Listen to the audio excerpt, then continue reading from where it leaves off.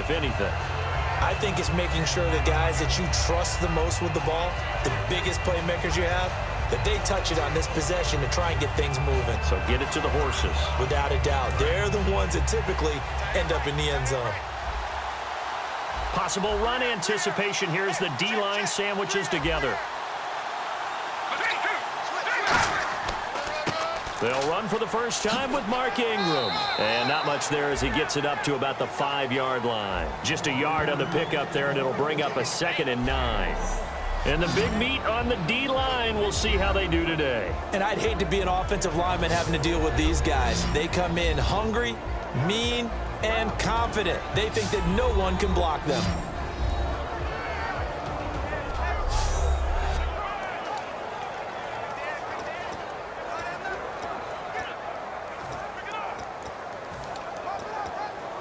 So what will they do? On the ground, through the air, let's see. 2nd and 9. Let's go! 58! From deep in their own territory, they look to throw. It's hauled in by Brandon Cooks. 15 yards through the air and a first down.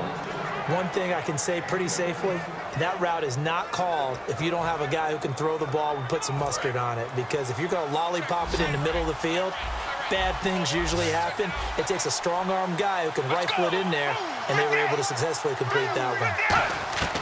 Now on first down, he'll drop to throw it. It's a short one here, complete to his tight end. It'll be a gain of 9, and it'll be 2nd and about a yard.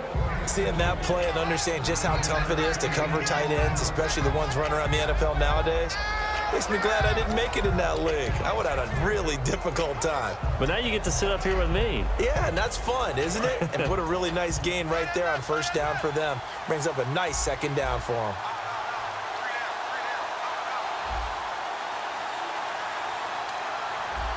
They send Thomas out to the right by himself.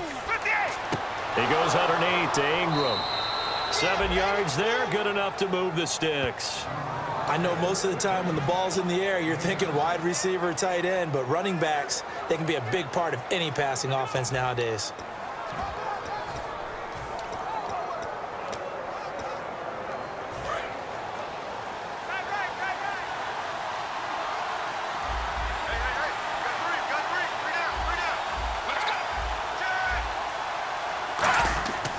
This is Ingram on 1st and 10. And hard running's going to get him over the 40 to the 42. He'll get a nice chunk there on the first down run, and it's 2nd and 4. This drive is turning into an extended one, and the guy carrying the ball, he's becoming more like a body blows guy. Every carry is putting some damage on the defense. So after a while, I'm not too sure how many guys are going to want to run up and tackle him. So the offense readies for a 2nd and 4. And the D-line pinching together must be expecting the run. Let's go! 58! Out of the gun, they'll look to throw. And oh, look at that, a diving catch. It's a gain of 11 yards that time, and it produces a new set of downs. Hey, did you have one of those backyards that you had one of those, like, mats or pits like you have for high jumpers? And, you know, you had your friends throw the ball and you tried to make the spectacular catches? I didn't need a mat. you just did it with the ground? Absolutely. That explains your Concrete. toughness. That explains your toughness right there, because I think that guy was raised just like you. What a catch. And he stopped immediately there. No gain on the play. It'll be 2nd down. On that play, it was the defensive front that won the battle. They out-leveraged the offensive line, got into the backfield, and held them to no gain.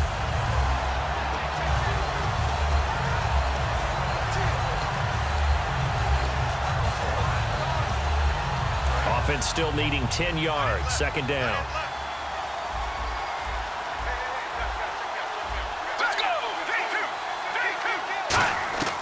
Now they'll throw here out of the gun. Quick hitter here. It's complete. And he'll go out of bounds after taking it a little further down inside the 40. It is hard in zone coverage to stop a curl route, because when they see it, they just try and find the open spot and sit down. Yeah, we always talk about finding the soft spot in the zone. What's the key to doing that? How do you do it? You have to read what the coverage is. Is it 2 deep? Is it 3 deep? Because then you know where the linebackers are going to drop, what spots on the field they naturally get to, and you find that open space, and then you're in sync with your quarterback.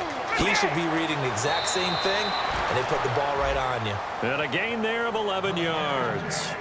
Never make the mistake that the slot receivers, especially the little guys like we're watching here, are just quicker than fast. A lot of them combine quickness and speed, and they catch a lot of footballs, as we just saw there.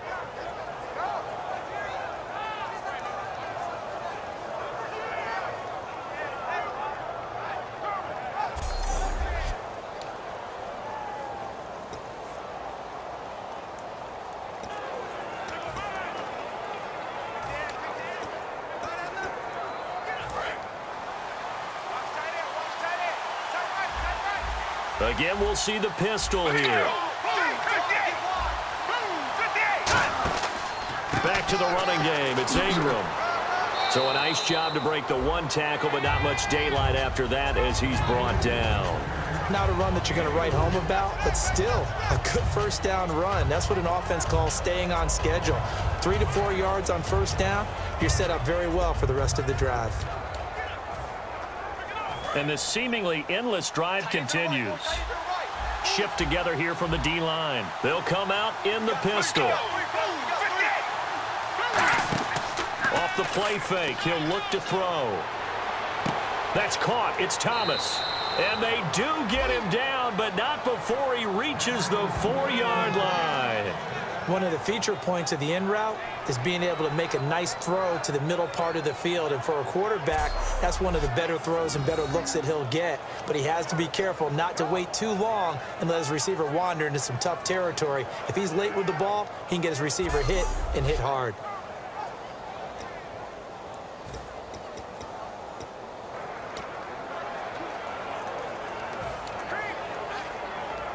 They've made goal line offense a priority on the practice field this week. This is exactly the situation they've been prepping for. From the shotgun, he'll look to throw. And he'll take it into the end zone for the Saints touchdown.